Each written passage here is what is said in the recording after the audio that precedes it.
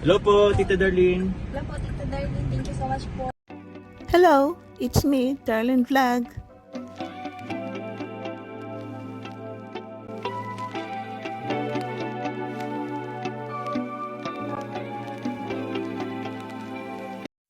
Hello mga katandims, ka-Jomcar, kumusta na po kayo mga kalingap? Nagbabalik naman si Darlene Vlog dito sa pagre-reaction. So bago yan, i-shoutout po natin si Kuya Val, si Ate na Vlog, si Kalingap Rob, at siyempre ang presidente ng Karipa, no? Huwag niyo pong kalimutan, shoutout na po natin sila. At paki-subscribe po sila at kasama, shoutout din po sa mga kasama natin dito sa Kalingap Reactors, Karipa, kasama natin sa Karapa, Kuya Nolio, Sir Teacher N, Gandang Amy, Sis Angie Rivera, shoutout po sa inyo lahat.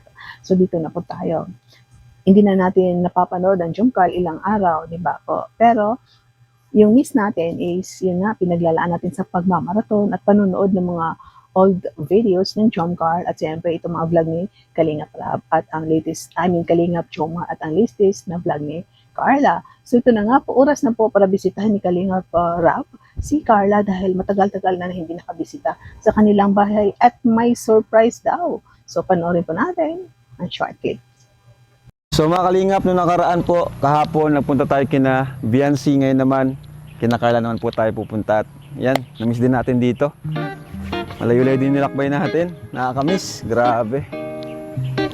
Sabi ko nga, ang sarap sa pakiramdam na muli nating mabisita yung mga beneficiaries natin, mga pabahay natin na talagang pinaglaan na natin ng effort, mapatayo yun. Itong bahay ni Carla,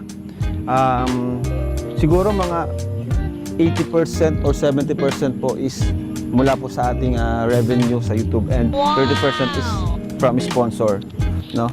Hello po! Tay, kumusta? Wow, grabe, ganda. Kumusta tay? Tay, miss mo ako tay? Oo. So yun nga po, no, ikwento dyan ni Kalingap Rab na yung bahay na yan is mga 70% ang nagastos niya, tapos 30% ang sa supporters, sponsor nga po. Kung naalala po ninyo, ito si Kalingap Rab is may napabahayan, marami siya napabahayan na sarili niyang pera.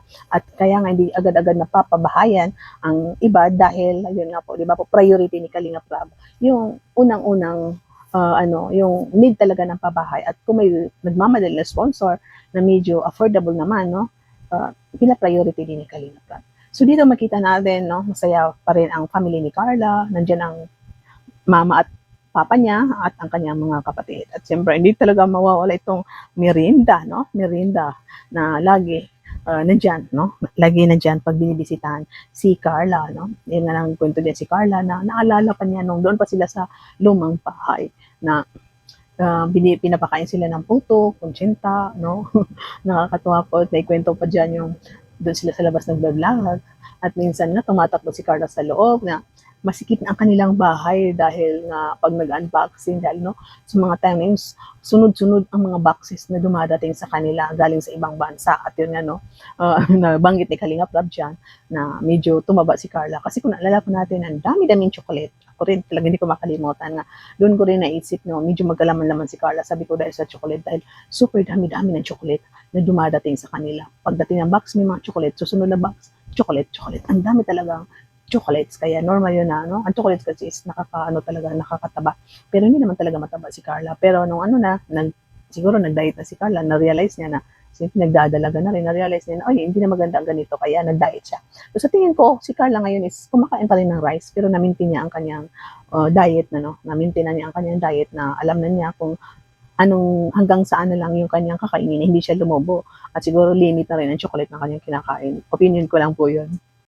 At yan po, nabanggit din ni Kalingap Rab na wala si Jomar. So I don't know, kasi ang mga iba dyan nakikinig na para daw nandyan si Jomar doon sa kusina, o ano dyan ba, no? So kayo na pong bahala. Kung ano ba ang nasa isip niyo, nandyan ba si Jomar? No? May nabanggit daw na lumabas sa labi ni tatay na Joms. Pero sa tingin ko, about yung Joms, sino napapag-usapan nila si Joms. Hindi big sabihin na nandyan si Joms. So, pero iwan ko lang, no? Hindi natin basta-basta gagawa tayo ng kwento, hindi tayo sure. So, dito, no, may pinagdadaanan sila na Carla na naisin siya. Malaki-laki na daw ang gastos ni Carla na ilang visits na daw siya bumili ng host kasi wala pang nawasa dyan. Pero, doon sa bundok, sila kumukuha ng connection ba? Ito siguro ang hose na mahaba is binabaon sa lupa para magkaroon ng tubig doon ng source ang income. So minsan daw ilang ito, 30 meters ang binibili ni Carla, pero ano pa rin po daw, ninanakaw ilang beses, 3 beses. So yun, diyan sila struggle sa tubig. Kaya ang sabi ni Sencha na ano bang gusto mo? Tinanong siya ni Kalinga Prab. So, Jitmatic daw. So, sana naman, no, ito mga narinig ng mga supporters, sponsors ng Jomcar, Carla, baka may mag-sponsor ng Jitmatic. Dahil nalaman na nila na nagsasuffer sila sa tubig. So, baka itong Jitmatic, no? Baka itong Jitmatic. Naalala ko tuloy yung isa sa parang, kasamahan na, ewan ko kung napapanood niya kasi parang sa Facebook is biglang nawala na kinontak niya ako na kasi nag-vlog si Kuya Val na about ito sa Jitmatic. Kinontak niya ako na kausapin si Kuya Val. Magkano ba ang Jitmatic? Pwede pa na mag-sponsor. Naghingi pa ng bangko. Pero nako, hindi naman niya tinuloy. Parang nahiya ako tuloy magtanong kay Kuya Val kasi parang hindi niya tinuloy. Ibang ginawa niya na project. Ibang inuna niya. So, hindi niya tinuloy yung Jitmatic. So, siguro iwan kung nasaan siya ngayon. Namimissing na siya. Baka napagod, nagpahinga or iwan. Hindi na natin dudugtungan. Pero ako alam ko kung sino siya, kung anong nangyari sa kanya. So, yun nga po. So ano mga nangyari dito, Nay, sa bahay niyo po? Anong balita ko? Ano yung mga nangyari nung wala kami? Wala bang mga marites? Pagkunakaw? Wala naman. Ay, yung sa ano po, palaging problema po namin dito kaya sa tubig po. Oh, tubig? Di ba natapos? Kasi, palaging ninanakaw po yung hose na binibili namin. Dami po, bagang palagi na lang kami bili ng bili. Sayang po sa kahabaan baga ng, ng hose. Sa hirap-hirap po bagang... Saan ba nakakulik yung hose niyo? Sa Diyan po sa taas. Kinukuha? O, sa Maloy, opo, kinukuha nila. Pistang-pista nga nun, nawala yung hose niya. Kaya nawalan po kami ng tubig. Hindi ang parang mananakaw dito. Sunod-sunod pati hose, Hindi, wala ko silang Yun po ang problema namin dito po talaga, tubig po sa labas. Kasi pag napakialaman po ang hose, wala kang tubig. Mabuti po kung may pambili ka na naman ulit. Grabe na nga po gastos ni Carla. Kabibili ng hose. Nakatatlong bili na po kami, tigsi 600 meters. Mahal pati yan. Mahal po talaga. Di paano na yung Opo. tubig niyo? Ano bang kailangan? Ano po? Pwedeng solusyon dyan na kahit wala nang hose? Kung sana po, Jitmatic, kaso mahal man nga po. Jetmatic. Opo. Para dito na lang po sa loob bagay, hindi na kami mabili. Mahukay kayo? Mahukay po siguro. Mahukay. Kaso, hindi rin yan basta-basta eh. Opo, mahanap Imbes na ako po. nakaranas niyan na minsan palpak din yung nahuhukay, Mahanap minsan po. malabo yung tubig. Wala ba kayong yung talagang nakakonekta sa Wala po. Sa So, yun. So, dito po tayo. Dito po tayo kay si Beshi, no? Parang may bibigay na surprise kay Carla. Ito si Beshi is nag-i-insist. Kasi meron daw siyang sasabihin kay Carla. Ay, nako, nakakatawa. Kasi umiral naman itong pagka-komedyante ni Beshi. Na alam po natin kung anong tunay na pagkatao hindi natin alam yung 100% na pagkatao ni Beshi kasi hindi naman natin siya nakakasama. Pero alam natin kung anong tunay, no? So, umiral naman kanyang pagka-komedyante na pakalalaki siya para i-love team si Carla. Na daw, no? Ibigay yung, hindi naibigay niya yung love team niya o si Jomar. Pero si Carla is ayaw talaga. Jomar pa rin na siya. Mahal niya si Jomar. Pero alam natin, ito si Coach, Ralph, Coach, nalilito na ako kay Beshi. So, Beshi na lang, no? Coach kasi siya eh. Si Beshi, it's yung, naging gay na naman siya. Pero, alam pa natin ito, si Beshi is, lalaki siya. Pero ang galing niya mag-acting. So, nakakatawa.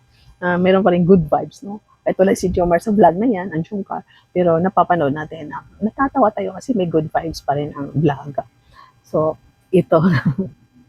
Dahil wala naman si Papa James ngayon.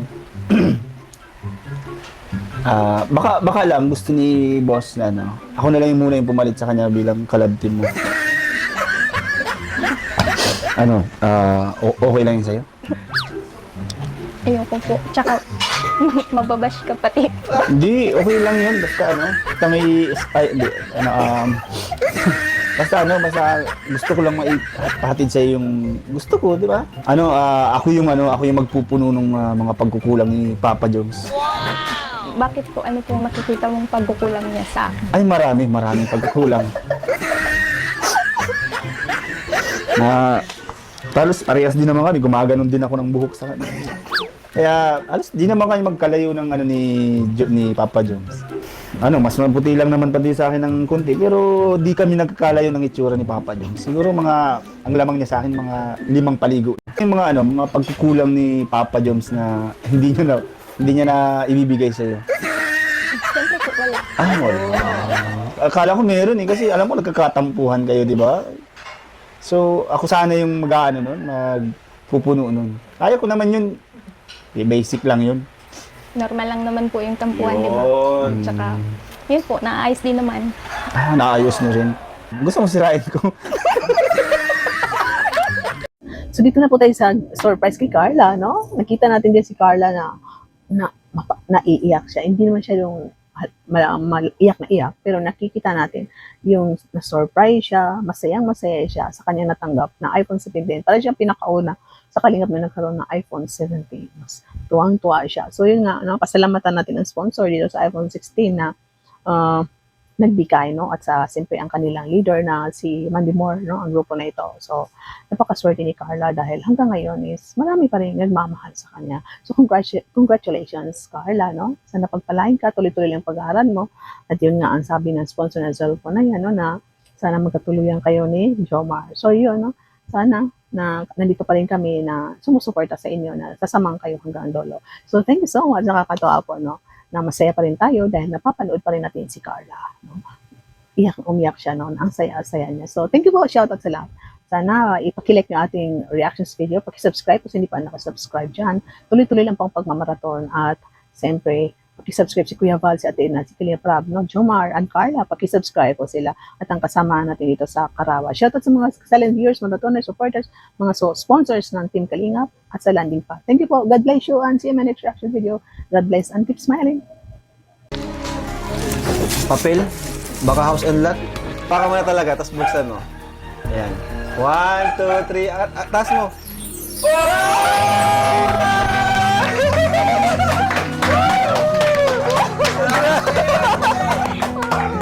A brand new iPhone 17 Pro Max. Always be thankful to Kalingap Prab. Yan, na-scout ka niya. Yan, we are grateful to your parents as well na pinalaki kang magalang na bata at napakabait. For both of you, Jomcar, stay in love with each other. For both of you, Jomcar, stay in love with each other. Stay strong and hold on to each other. Don't mind lang talaga sa mga toxic. Yan, sa mga toxic na tao. Naiyak na si Carla, guys. We as Jomcar Solid Fanatic will be behind, always support both of you. Well, love you both, Jomcar. Study hard so you can reach your... Mga kalingap, suportahan natin Darlen Vlogs YouTube channel. Please subscribe. Mga karaba, mga kalingap, mga ka-Jomcar atin ang samahan. Reactor na maaasahan, siya si Darlen Vlogs. Sa Kalingap Radyo Balitaan, atin siyang nasisilayan. Mabuti na kaibigan, solidong kalingap niya. Siya ay matulungin sa kapwa, mga reaksyon niya'y kahanga-hanga. Siya si Darlen Vlog, samahan natin. Mga kalingap, halika na't sabahan natin siya. Darlen Vlog sa kanyang channel, samahan natin siya. Mahusay na reactor kasama sa balitaan, lalong-lalo na sa Jomcar kanyang sinuportahan. Mga kalingap, suportahan natin Darlen Vlogs, Karaba, Kalingap Reactors, Kalingap Radyo Balitaan. Please subscribe Darlen Vlogs. Mga karaba, mga kalingap,